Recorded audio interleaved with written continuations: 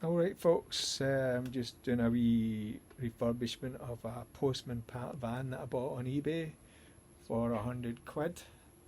Unfortunately it's broke, and I'll just show you the motor, what it looks like. Right folks, here's a little Postman Pat coin operated toy I bought for my granddaughter. And is it working? So pull the motor out, and I initially thought it was an AC motor, but it's actually a DC 180 volts motor. And amazingly, after only removing 4 bolts, the whole fiberglass body comes off and you're left with the mechanism, which is basically a cam with a drive down at the bottom here. And I've proved that it isn't seized. I initially thought it was seized. I don't know if you can see that movement.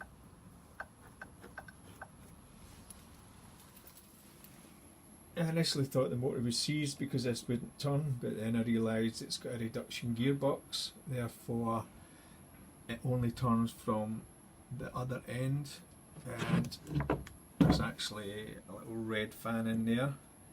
You can just see it with my fingers, and you can spin that around easily. So I made the mistake of wiring it up to 240 mains and trying to run it, where it just made a buzzing noise. I hadn't checked the nameplate properly, and turns out it's 180 volts DC, and what I thought was a capacitor was actually a noise suppressor. It is a capacitor. So this electronic board, it's called a Rosie board version 3.1, and if I can get that working, then I can get the motor working. So I'm doing a lot of fault finding now, trying to do some component testing. So I'm watching a lot of YouTube videos and trying to work my way through this board. The left hand side, from there onwards, that's all to do with the motor control, speed controller. And the right hand side's all to do with the coin operation and sending the signal for all the voice commands, and the buttons can make the cat. The guy I bought it from said it used to work. There's a button on the left hand side for making the cat meow. There's a horn button and there's a start button. Nothing lights up, so I'm hoping to get the wire sorted and hopefully get it all working.